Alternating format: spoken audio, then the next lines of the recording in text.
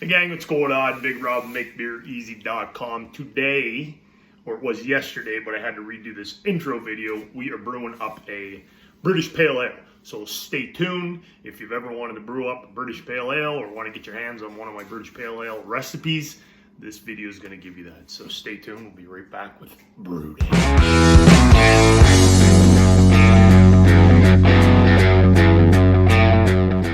What's going on, guys? We got a brew day on the go. We're going to brew ourselves up today a British Pale Ale. Those of you who don't know me, you can check me out at MakeBeerEasy.com. Lots of, plus this channel, subscribe to this channel. Lots of videos on how to brewing, lots of recipes, how to brewing. I don't know if that's even a term. How to brew, lots of recipes, tips, all that good stuff. So it's an early morning brew today, so no pints on the go quite yet. But stay tuned, I'm sure one or two shall appear. Quick recipe. I've already got this up to strike temperature. We're going to, I want to mash at 153 Fahrenheit. So I take it up. This Brewzilla, mine only goes in 2-degree increments when I'm in Fahrenheit. So I wanted to go 157, but I had to take it up to 158 for my strike temperature. You dough in, stir it around, adjust the temperature.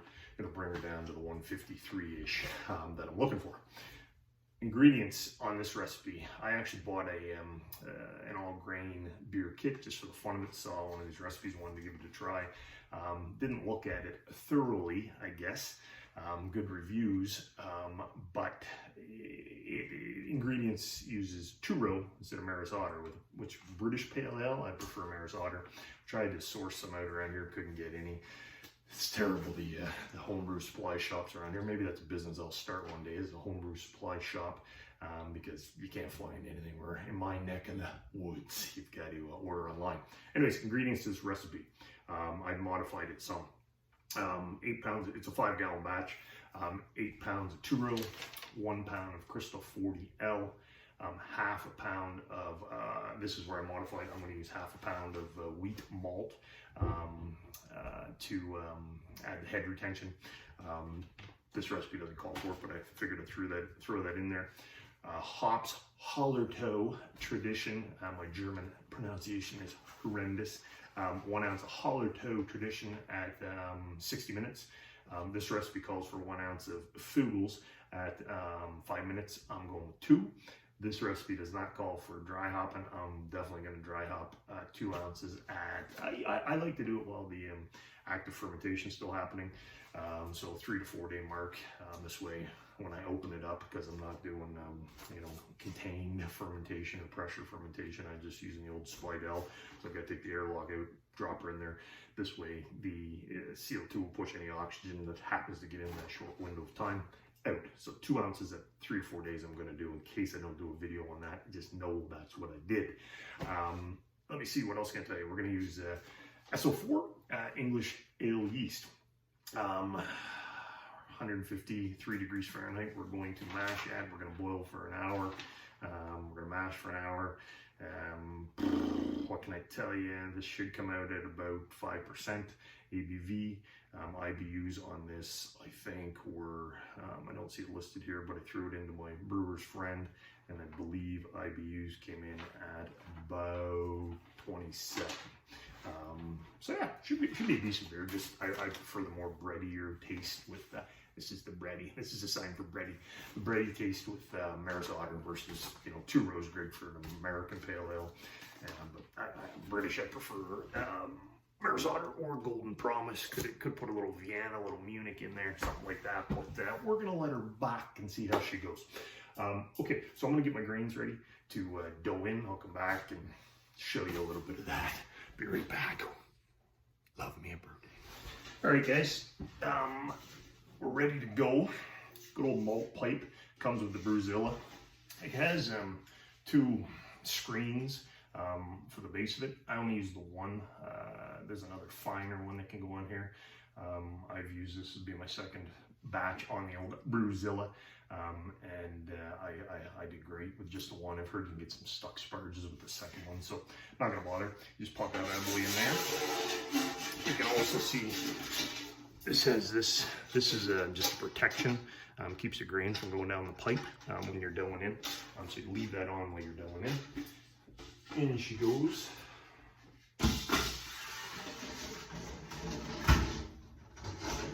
Make sure that's seated. We're good. Okay, I got my old trusty old-fashioned scale. Don't have my digital one out. These things, I find this thing, man, I've had this forever and it works wonderful. So I got it calibrated in, and we got the half a pound of wheat, and got myself the old 2-row. So we're gonna get that in there. 40. This is like I said, crystal 40. This leaning down, so it's hard on the back on the tall guy here. Anyway, here we go. Let's get that in there, and I'll put the wheat in. We'll give her a little stir, and then I won't bore you while I put the rest of the 2-row in. So we'll go ahead and I'll get the rest of the 2-row in, and then you know what else? You got to turn off the 1,000 watt element. Leave the 500 on. It was good at keeping the temp up. I can also reduce my temp now to my mash temp that I want. Right now, so I had set it at 156. It's now 154, and I haven't even really begun to dough in yet. I thought I did it at 158, so 158 would have been the right way to do it. Anyhow, we're going to adjust this. I believe we're going to. Bear with me. Sometimes this thing gets a little 152. See, that bugs me. So if anybody out there has used the Brewzilla, tell me if yours does that as well. Like, I want to be at 153, but I can only go to 152 or 154. Not a big deal. Does it make beer easy? Not going to oversweat that any, because temperature fluctuation between the kettle itself is from the bottom to the top is completely different. That's why you want to stir and make sure you get as even a temperature as you can. But that little thing drives me nuts that I can't dial it in 153. So somebody out there who's used the Brewzilla, feel free to let the big Rob know. Okay, so we're at set 152. Gonna get the rest of the grains in, stir up nice and good, and then we're going to well, I'll come back because we're going to recirculate as well, so I'll come back and show you that. It's pretty cool. All right, we're all doughed in. Give it some nice stirs. This time I don't get into too crazy calculations. I just know kind of where I want to be as far as water levels, how much water I'm going to put in, etc. Where I want to be for pre-boil, etc. So this time I went with 6 gallons of mash, water. First time I brewed on this, I started at 5. It wasn't enough. It was too thick, so I took it up to 5.5. That worked well. But then my final calculations left me with under 5 gallons into the keg. So I dialed them in a little bit. We're going to try a few different things today, but I went to 6 gallons of mash water. So here's the cover. It goes on the on top of the grain bed. You just set it nicely, it's so you can then have the recirculating pump recirculating the water evenly across the grain bed. So to start, you take that bad boy off, okay? You slide this over top. You can't see it, but there's a pipe. I showed you the pipe it's coming up out of. I don't think you need to, I'll show you here when I'm all done. You set that in there nicely. Then this overflow gadget, you put that in place where the little plastic cover was that I just showed you. Now you put the old recirculating arm into the cam lock.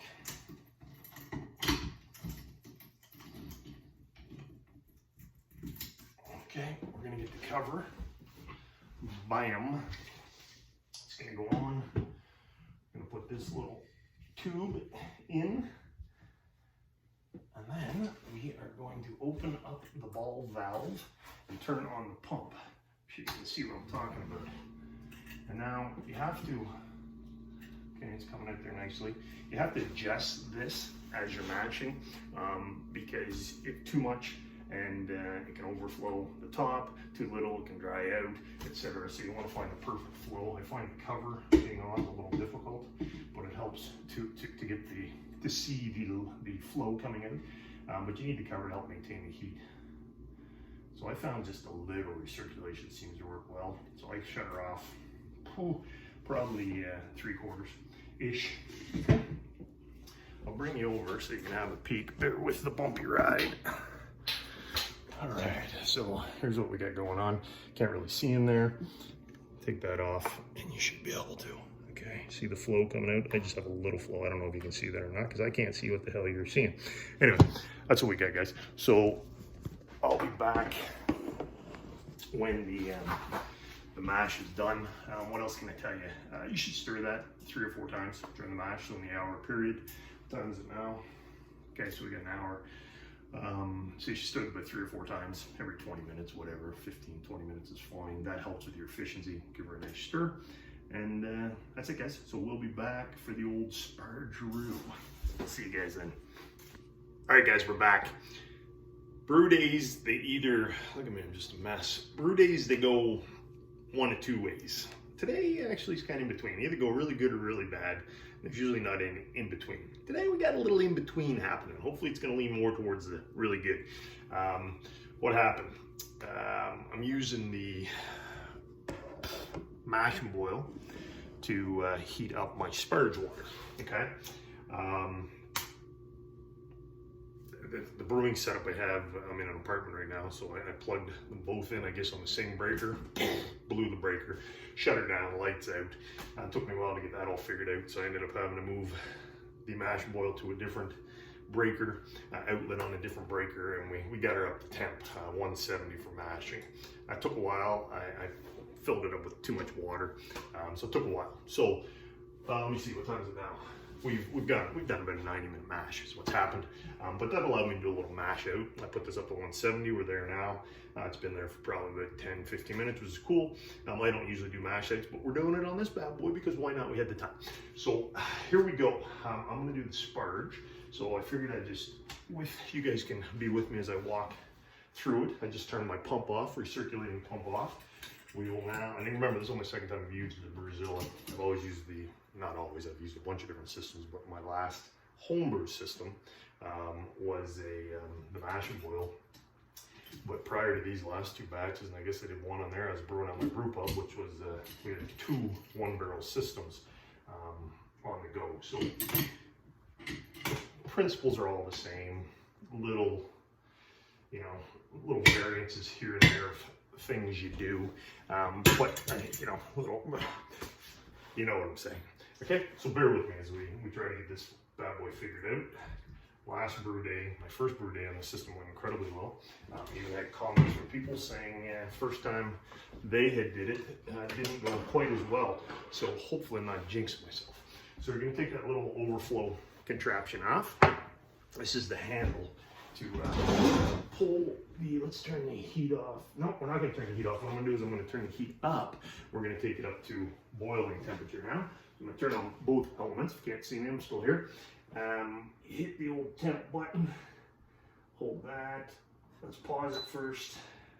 Hit the temp button, take her up to, I think I had 212 boil, but I think I have to take this up to like 217, something like that, to get it there and go, and both elements are on. So it's got a 1000 watt and 500 watt separate elements. So they're both go. So we're gonna start heating up the water and get it going for boiling, because we are behind the brew day here. I can pull this contraption out. Just be very careful. A lot of people do this on the floor, but I am 6'5", so I'm able to do it on my little counter. Let all the liquid drain out. Spin her around. It's got little legs that sit on the flame. It's supposed to, in theory. There we go. We got her even. Okay, everything looks good. Nice. Okay, so that's gonna drain out. Now what I'll do is I'm going to, I've got the, just the trusty old pot. I'm gonna take the liquid from the mash and boil, fill her up, and slowly sparge across the top. Might do some vorlofing. We'll see. I don't find it makes a big difference with all my cold crashing and stuff that I do. Probably also find this with some gelatin. Why don't we go ahead and do a little bit of that while I'm talking these. Let it run clear a little bit. I'll just do a pot of it. Okay, for you guys can't see me, none of you can see me. I've just opened up my spigot and taken some first runnings from the spigot. Put her back down on top.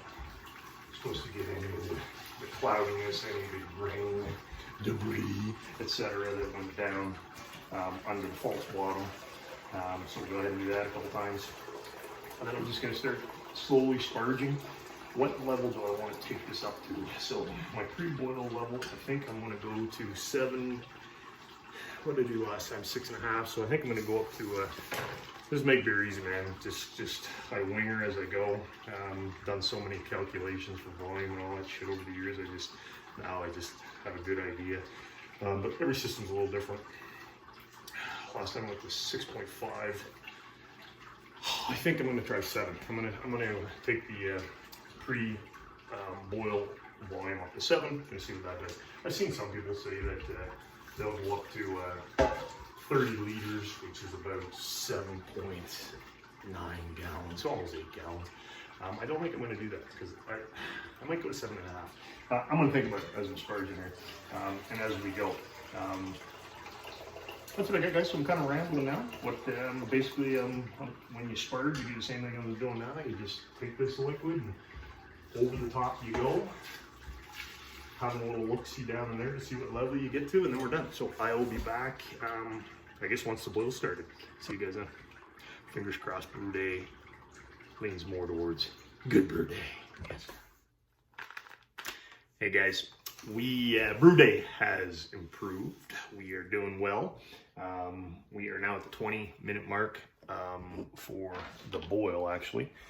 Can have a nice look at it. I did my first hop edition. I used the old hop sack, the 1 ounce of Halltertauer. And now, like I said, we're at the 20-minute mark, so that's when I put the old wort flock in. It's one of the fining agents that I use in pretty much every one of my brews. One, it's Irish moss, compacted, put in tablet form, what have you. So it looks like right there. And you just pop it in there, let it do its trick. And then we are, let me see, so now I'm going to set my timer, which you guys are on right now because you're on my phone. I'm going to set that for the 5-minute mark, so 15 minutes from now-ish, and we're going to do the last hop edition. So I got to start weighing up the Fuggles. Going to put 2 ounces in. The recipe originally called for 1, but I'm going with 2 of them. Trying to get a little more flavor towards the British pale ale style than what I think this recipe's called for. Because I think I brewed this a long time ago, and I think I might even call it the Billy Bong or something if you go to my site. And it was okay. I think the 2 changes I've made, well, 3 changes actually, increasing the 5-minute hop, dry hopping, and adding the wheat malt it'll definitely make a difference. So we'll find out how much. That's what I got, guys. So everything's going tickety-boo, and we'll be back in 15 minutes. 2 ounces of Fuggles, guys. So now we're at the 5-minute mark. I think I already told you, I use a hop sack or bag, muslin bag. You can pick them up at any homebrew shop. I like them better than the spider. So all I do, open that bad boy up, put the hops in there, they're spilling them everywhere.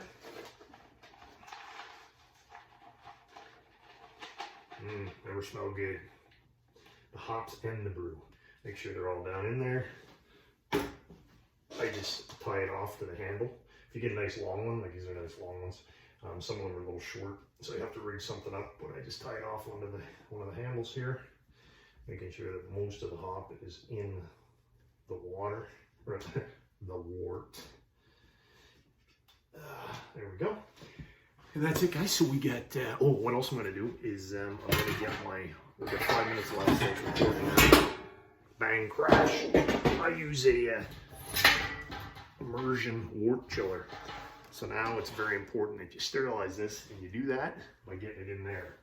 So my only complaint with this whole system, there we go, that worked better, is that the immersion chiller doesn't really fit very well in there, I find. Kind of sits on an angle, doesn't get immersed down. The arms hold it from getting in too deep. Apparently they used to have a different design that some people like better. Anyway, it works well. I think it took like 40 minutes last time though to chill. So what I'm doing right now is I'm sterilizing that, okay? Sanitizing it in the boil. So 5 minutes from now, we'll be back and it's time to chill. Jesus. All right, guys, we are chilling the wort. So immersion chiller, very simple. Goes in to the hot wort in the kettle. Cold water comes from the tap, runs through the coils. Most of you guys know this, but those of you don't, runs through the coils, comes out the other end, back into the drain. Okay, so the whole concept is the cold coils are going to cool the wort down.